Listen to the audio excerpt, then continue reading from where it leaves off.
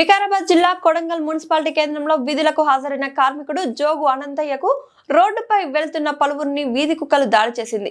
వీధి కుక్కల దాడిలో తీవ్రంగా గాయపడిన అనంతయ్య చికిత్స నిమిత్తం కొడంగల్ ప్రభుత్వ ఆసుపత్రికి తరలించి ప్రథమ చికిత్స కోసం హైదరాబాద్లోని ఫీవర్ ఆసుపత్రికి తరలించారు.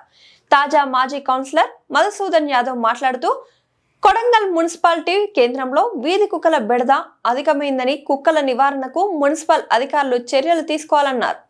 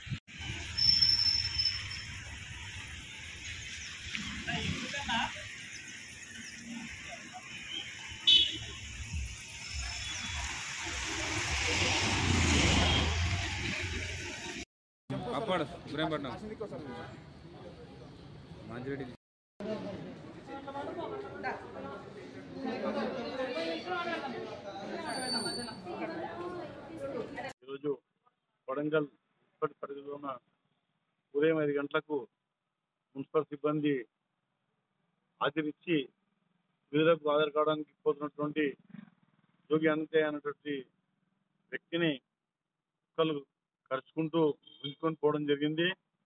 అప్పుడే పక్కనున్న సిబ్బంది అందరూ వాటిని నివారించడంతో అవి పక్కకి వెళ్ళిపోయినాయి. ఆయనకు తీవ్ర గాయాలైనాయి.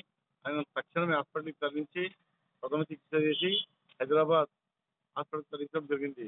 అదేవిధంగా ఆయనతో పాటు మేదర్ కిష్టప్ప, గొంగళ్ళ కుర్మయ్య అంటే 3 వ్యక్తులకు కూడా వెంబడే కుక్కలు కరవడం జరిగింది. కనుక తక్షణమే స్పందించి కొడంగల్ మున్సిపాలిటీ వాళ్ళు కుక్కల బెడద నుంచి ప్రజలను కాపాడాలని చెప్పి కోరుతా ఉన్నాం. ముఖ్యంగా కొడంగల్ మున్సిపాలిటీ ప్రజలకు కూడా ఉండగా దయచేసి మీరు కూడా మీ పిల్లలను బిస్కెట్లకని, పాలకని, వాటి కోసం వీటి కోసం అని బయటకు పంపొద్దు. ఎందుకంటే ఈ రోజు రేపు చాలా మంది అసలు మాంసం తీసుకొని ఇట్లా పోతుంటే కూడా ఎంతో మంది నుంచి చేతుల నుంచి కూడా కవర్లు గుంజిపోయిన దినాలు ఉన్నాయి. ఇప్పుడేమో ఏకదాడిగా వచ్చి పైన పడి కరవడం జరుగుతూ ఉంది.